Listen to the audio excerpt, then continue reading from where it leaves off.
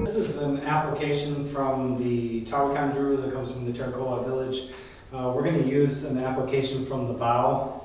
The first motion is from here, and you're going to do a reverse wheel kick. You're going to bring this hand around to here. You're going to cross here, open up here, this way. All right, that's as far as we're going to go because this is as far as I'll go with the technique. This motion here, this reverse wheel kick, is very useful against the inside of the knee. You can shear the kneecap off with this motion. So if I'm here and he goes to throw the attack, I can torque out this way with this kick.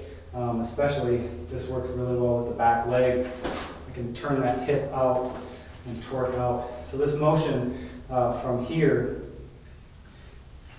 this motion comes this way. I bring this hand down here, and this can be a grab.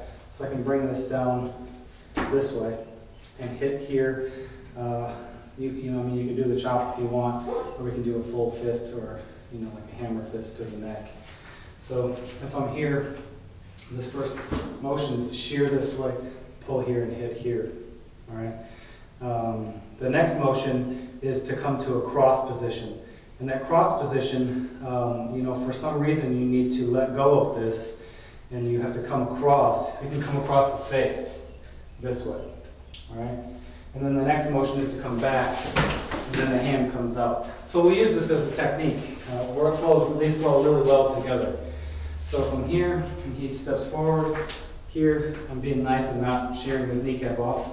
Here, and here. And like I said, say for some reason, maybe he goes to throw this punch. For some reason, I need to come across the body here.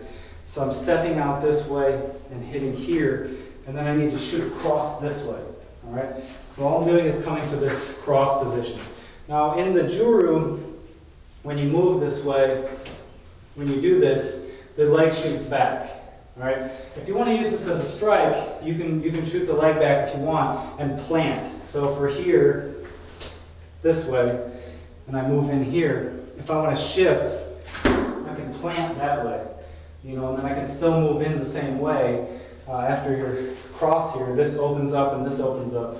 So after I've done that here, I can hit through. I can open this up this way, come through here and do that hammer fist to the bladder, or to the groin.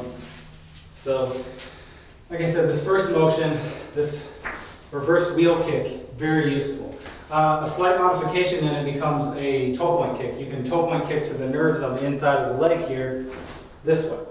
All right? So for here, if I have this foot forward already, I can come in here and drill the inside. I can do a reverse wheel kick, try to attack that kneecap. I can take it and push through, follow that down, follow him down like that, and kind of stay stuck on that leg. And then we move down into harmony. So, like I said, if I'm here and he moves in, I can come in this way and set this down. And now, like I said, if I want to plant, I can pull that left leg back and strike with this. All right? And I'm just coming across my body with this motion. And now I come back here, and I've got that other hand. 1, 2, 1, 2. Now in the Juru, they open up to the outside. So let's use that. If we're here, I've done this motion here, this way. All right, now I open up here, and now I'm going to move in. Say he throws a strike, again, he throws a strike here, then maybe open up on this side here, and then he throws another strike, and I open up here. And see, now I can take him down, come back into the elbow. All right, so that's just a brief application for the bow. This is actually the bow, so you start from here.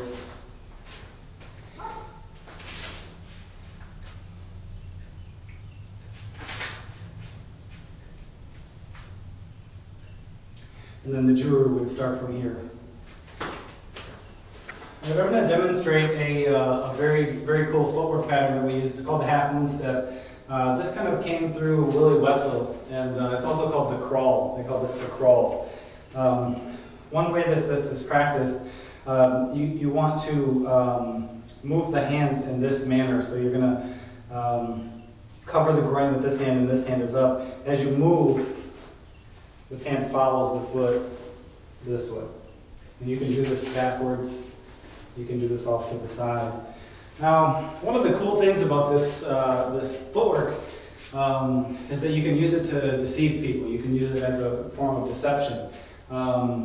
There's a Pamachan move that I like a lot where you scoop in this way and it appears that you're taking off in this direction or you're flanking in this direction and then you come back in this motion. This is also very similar to the Naga coil type of motion, which is also very deceptive.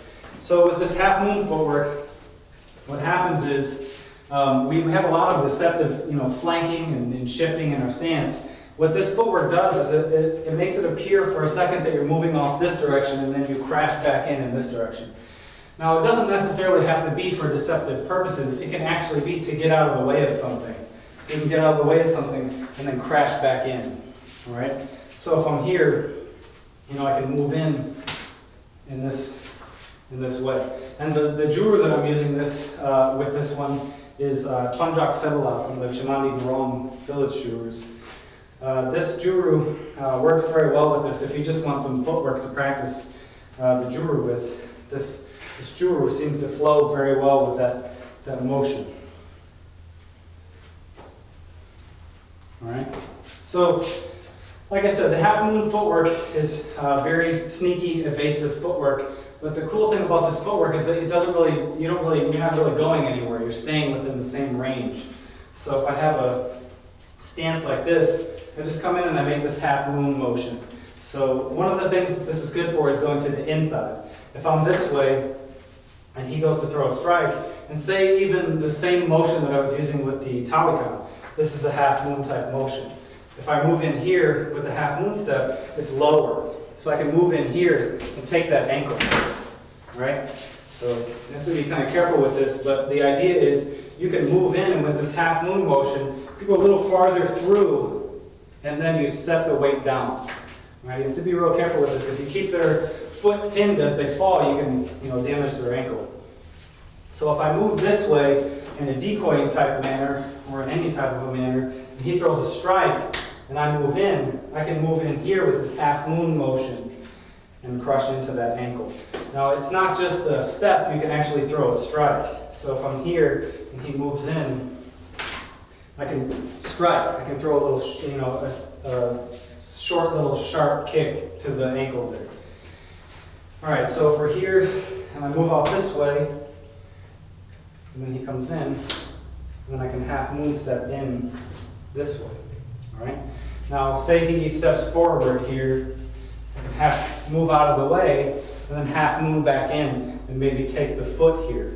So this footwork, if you do it correctly, we always like to come down heel to toe. That lends itself very well for trapping feet. So if I'm here, and I get out of the way, and then I come back in, this lends itself very well to pushing and to trapping the foot, because you have that heel to toe motion. You can catch whatever's there. So if I'm moving to the outside, I can half moon this in and catch the foot this way. If I'm moving to the inside, I can come in and take it this way. Now you can also use this footwork backwards. So you can half moon here, to evade. I can, like say you go to kick this leg. This is very similar to our L retreat, which is just a longer version of this motion.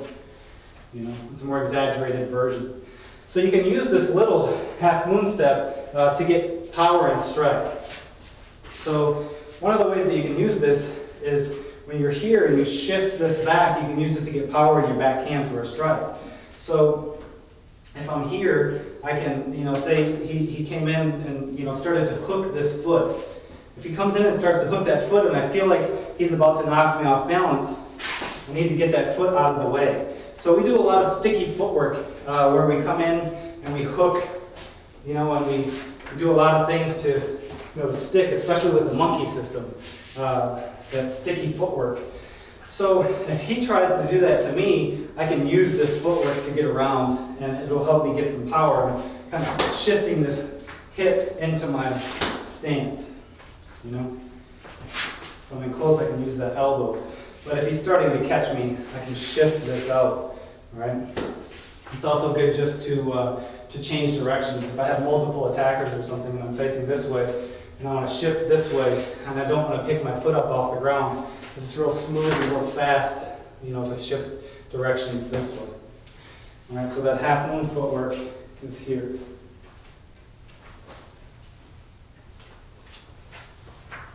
And you can do this on the spider web pattern, the 8-directional pattern. You can practice this, you know, moving your footwork this way.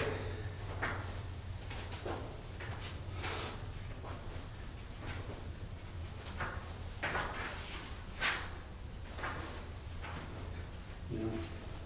And this, combined with the Cimande step, really gets you into that feeling of, you know, that key lock, zigzag type footwork pattern.